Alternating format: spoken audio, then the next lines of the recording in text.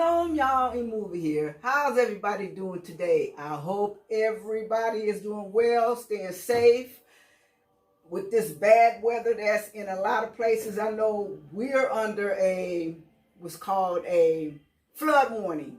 No, flood watch, not warning, flood watch. But I hope you guys are staying safe. I hope everybody in Texas, Oklahoma, and all the rest of those places that had those tornadoes are doing okay and doing well.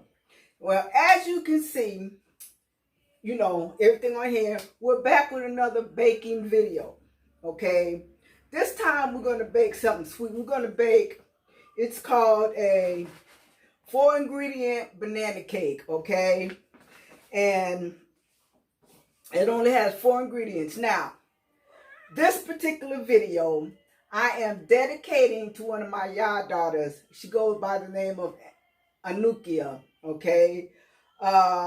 She's a plant-based eater, and she finds all these amazing desserts that are like 3 and 4 ingredients. So I found this one, and I decided, you know, I'm gonna make this one, and I'm gonna dedicate it to her. So this is for you, Anukia. All right. Let's see. It's very, very simple. And like I said, it's only 4 ingredients. And we're going to get started. And I'm going to show you some of the things I'm using because, you know, I got to get extra. I'm taking it to a whole new level, okay? I'm using the same ingredients, but it's the type of ingredient that I'm using. Okay, now flour. This is our main ingredient. You guys know, it's best. I'm sifting my flour, okay? Now, before I start sifting my flour, let me tell you everything that's in here. We got 1 3/4 cups of self-rising flour, 2/3 cups of granulated white sugar, 1/2 cup of mashed bananas, and 1 cup of water. Okay, now, the thing about it is, I have with an all-purpose flour, okay? It's not self-rising because, you know, why buy self-rising and you can make it yourself, okay? Now, the thing is, I'm not using a regular all-purpose flour. I'm using what is called einkorn. It's 100% organic einkorn all-purpose. Let me bring it so you can see. Can you see all that light? Okay, there it goes. All right. All right. Let me explain about the flour. Okay. Einkorn is the oldest wheat on the planet. And how we know that is because this is the mother wheat to all other wheats, okay? Like, you guys know I like to bake with spelt. But spelt is the great-great-great-grandchild to einkorn. Because first you have einkorn, then you have what we call emmer, then you have what's called farro, then you have spelt. Okay? So spelt is still an ancient grain, but it's not as ancient as einkorn. Now you can get this probably from Whole Foods or Sprouts or something like that, but I don't have those stores around me, so I have to order mine. I got it from Amazon, okay? You can either buy it in a single pack or you can buy it in a bulk pack that you can get 3 in, or there is even a bigger bag too, but you know, it is what it is. Okay, now, einkorn. Now, it's an all-purpose flour. Now, since this is an ancient flour, it's a little bit denser, a little bit heavier than a regular all-purpose flour, okay? Now back to what I'm getting ready to do. Okay, I'm going to sift this flour, then I'm going to tell you what else I'm going to do to make this into a self-rising flour. Okay. Okay, we're going to make sure we got all the lumps out and sift it and make it a little airier. Okay. I need a spoon. Okay, now, to make this a self-rising flour, we need to put in here some baking powder and some salt. Into every cup of flour, we're going to use, we're going to use 1.5 teaspoons of baking powder and 1/4 teaspoon of salt. But I got to make my own baking powder to do this. I have baking powder, but I chose to make it to show you how simple it is. You guys seen me do it before. So we're going to make our own baking powder, okay? We're going to start off with some baking soda. Okay, let me see. I'm going to put 3 tablespoons of baking soda. And then I'm going to use some cream of tartar, okay? You want to know what cream of tartar is, just look it up. And I'm going to use 3 tablespoons of this cream of tartar because you want equal amounts of each.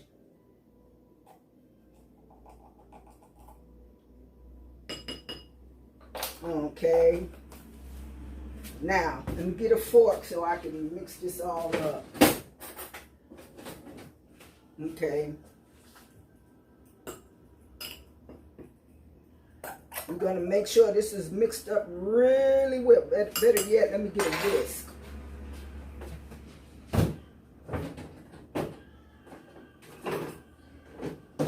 All right. Get this little whisk. And we're going to whisk this all up. Okay. Now, like I said, for each cup of flour, you want 1.5 teaspoons of the baking powder. Okay, that should do it. So, put this in here.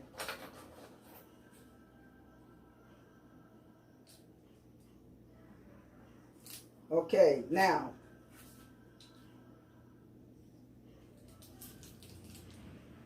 one teaspoon. Okay, this is 1 teaspoon. You know what? Wait a minute. I almost forgot a step. Because I didn't want to mix it in this bowl because it's going to be too much. All right.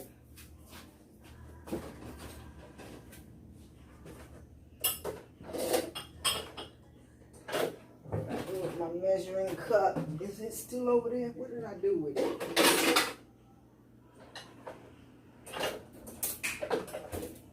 Hold on, y'all. I gotta find what I did with my measuring. Oh, here it is. Duh, right here. There had been a snake who would have bit me.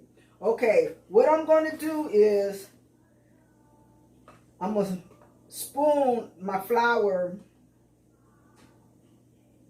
in this one to measure it out correctly. Okay.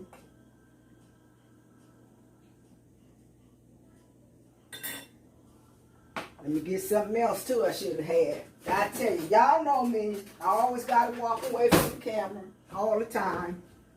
Okay.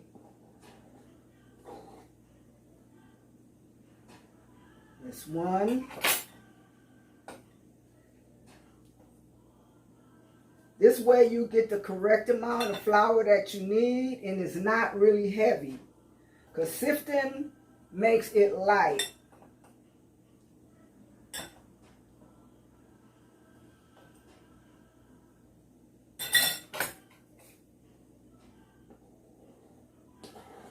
Okay, now we have our 2 cups of flour. Now I can just put this back in the bag. Okay, now I'm going to measure in my baking soda. So since I have 2 cups of flour, I'm going to use 3 teaspoons of baking powder.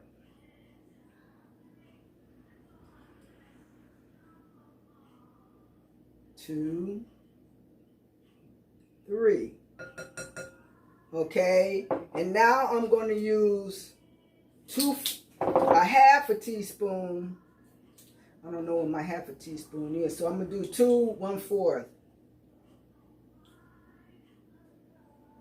Okay.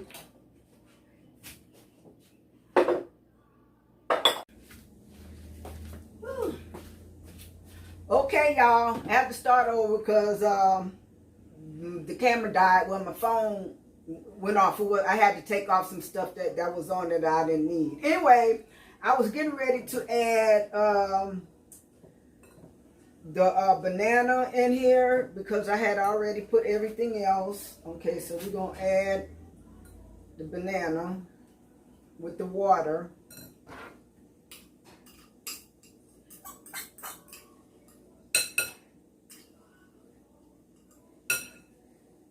Okay, now I'm going to add the water. Let me get a spoon to really get all this out of here. Let's see. Because I want every drop of goodness.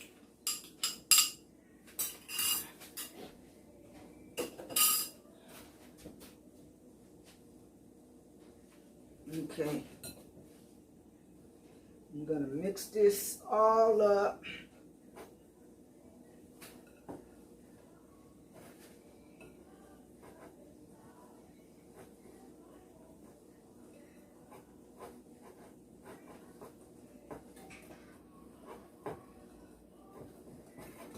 Ooh, it smells nice. It smells just like bananas.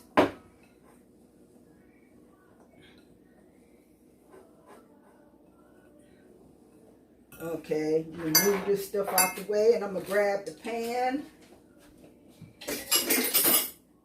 Wipe my fingers off.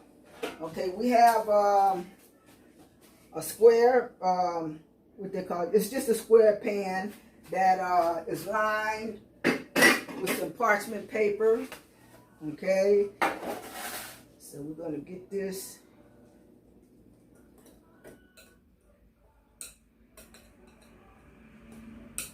in this pan.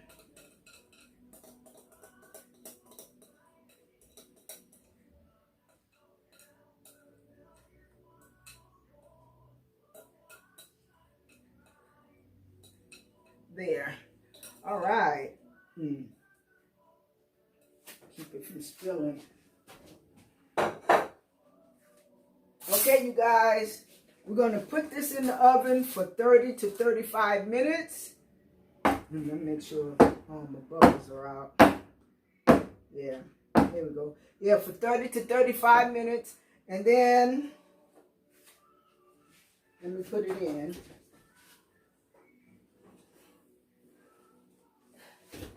Okay, we got that in the oven. We're going to let it bake, and then I'm going to come back.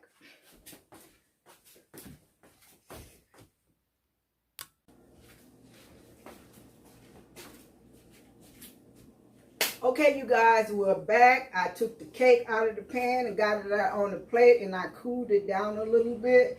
Now I'm going to put the little frosting on the top that I made from cashews. I'll show you how I made this in another video. Okay, so put it on here. You just do the top, you don't do the sides. Now do a little taste test.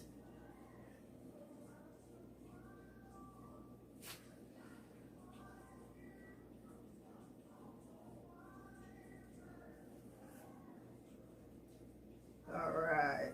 Still kind of warm. It's not all the way cool, but cool enough to put this frosting on it and give it a taste.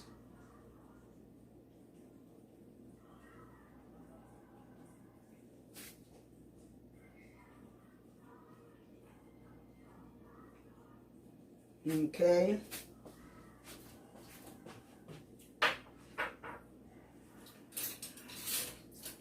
Find a knife. Okay, let me get a plate.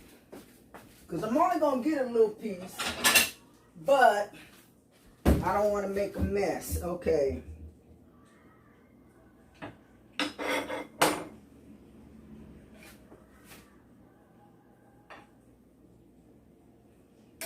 Ooh, smells good.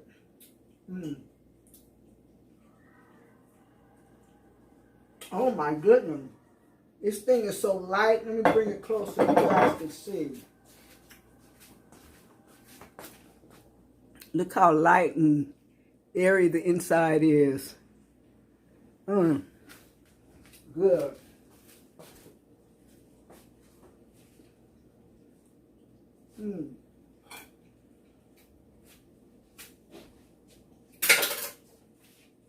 Okay.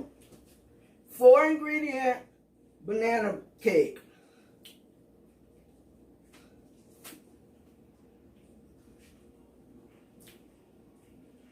Okay. Really good.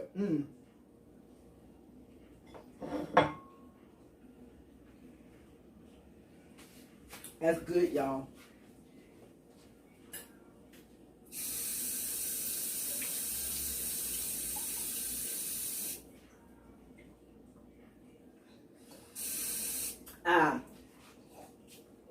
Okay, for y'all saying, oh, she drinking water out of the faucet, like I told everybody before, I have a filter under my sink that's connected to my faucet.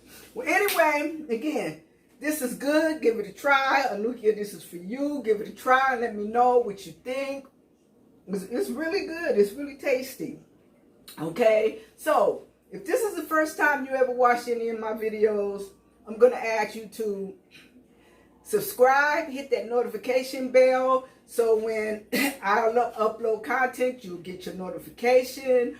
Also, give it a like and share, okay? And again, I'm going to tell everybody who's having bad weather, stay safe, and I'll see you in the next one. All right, shalom.